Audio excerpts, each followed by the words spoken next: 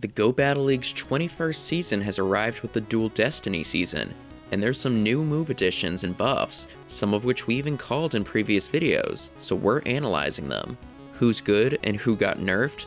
Join us as we break down this new season of the GBL and find out.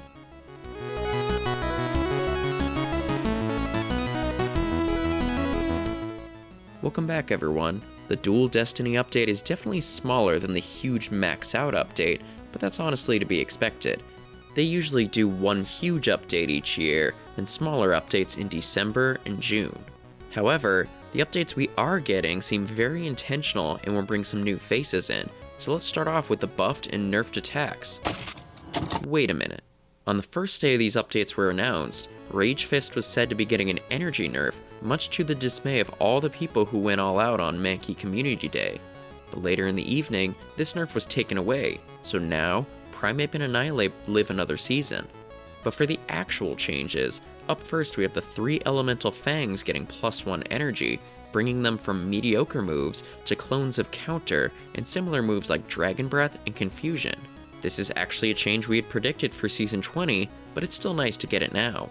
For Fire Fang, most Pokemon who have this move still have better alternatives, but I think Mawile will be the biggest beneficiary of this buff, seeing that it would use this move a lot in limited formats. It will now continue to be a menace in those formats, being able to reach Power Up Punch and other coverage moves easier.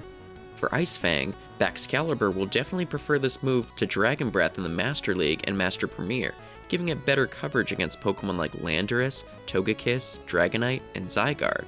And the same can be said for Arctibax in the Great League. I also think the move will be a very real option for Pokemon like Hippowdon and Drapion, even if their other fast moves may still be better with their higher energy gain. My big hope with this buff is that they then give it to Black and White Kyurem before their release, seeing that it could bring each to top tier ice attacker status, while also giving them a viable ice fast move for the Master League. And for Thunderfang, I think it's again like Firefang where most Pokemon have better choices out there, though Thunderfang Hippowdon could surprise Primarina and Gyarados in the Master Premier. Steelix will also enjoy this move as a viable alternative to Dragon Tail, trading the anti-Dragon fast move for an anti-water and flying one. It'll almost certainly be preferred in the Great League. Another electric fast move getting buffed is Thundershock, which is following in the footsteps of Poison Sting and Fairy Wind last season, getting 1 more power. This is small, but an appreciated change, helping a variety of electric types.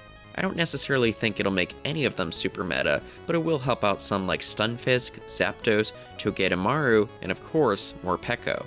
On the charged move side of things, we also have the Elemental Punches getting buffed, with each getting +5 power.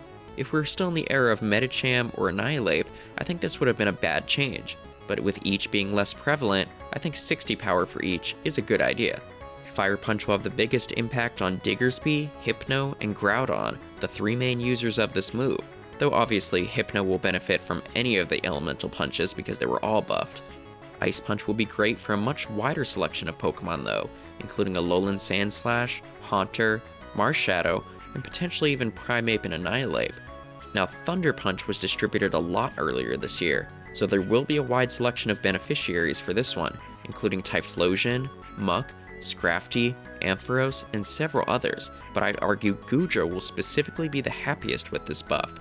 Moving on though, we have Bulldoze, which is getting a complete rework, its power going from 80 to 45, and its energy down as well, with a chance to debuff the opponent's defense.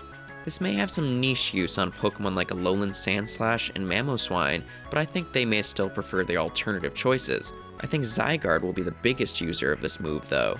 While it is a lot weaker than Earthquake, it being cheaper ground damage and providing a chance at a defense debuff will still be valuable for the complete form.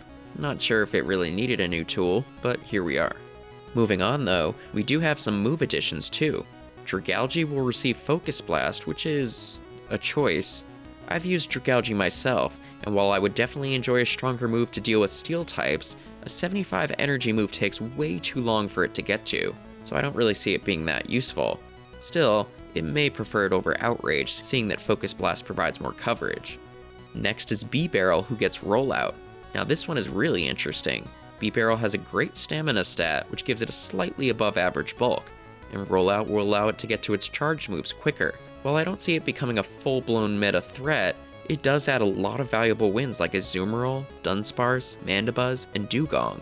And BIBAREL's an incredible Feraligatr counter too, so this is great. Our penultimate Pokemon is Gliscor, who gets Sand Attack, which is the exact same move as Fury Cutter, but trading bug damage for stab ground damage is really valuable. Netting it wins against Carbink, Clodsire, Toxapex, and Drapion in the Great League, plus Cobalion, Skeledirge, Tentacruel, and more in the Ultra League. And last up we have Starmie, who is getting 2 new moves, Psywave for a fast move, and Surf for a new charged move. While Starmie is still pretty frail, these are some great additions to it and will make it at least playable, adding wins to notable Pokemon like Toxapex, Clodsire, and more. So with all of these move changes in mind, what do I think the meta will look like this season?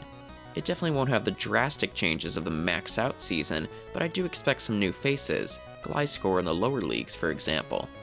The Great League will largely be the same, but Pokemon like Gliscor, Starmie, and BIBAREL do feel tailored to counter meta threats, so you may have more answers to things like Clodsire, Feraligatr, and more. Ultra feels less affected, but there are still some changes like Thunderfang Steelix and Gliscor that will show up more. And Master League will be affected mainly by the Elemental Fang buffs, though I think that may be concentrated more with Master Premier with the likes of Hippowdon and Baxcalibur, and we aren't getting that league this season. Though with Bulldoze Zygarde likely being an option, I could see the Ice Fang users coming out in full force to counter it this season. But that just about wraps up our Dual Destiny GBL analysis. What are your thoughts on this season? Any specific buffs you're excited for, or do you wish we saw more? Let us know in the comments below. And if you like this video and want to see more like it, be sure to give it a thumbs up and subscribe so you don't miss our upcoming videos, including new Pokemon analyses and cup prep guides for things like the Mega Master League, which finally returns at the end of the season. Until next time though, thank you so much for watching and best of luck this season. Take care.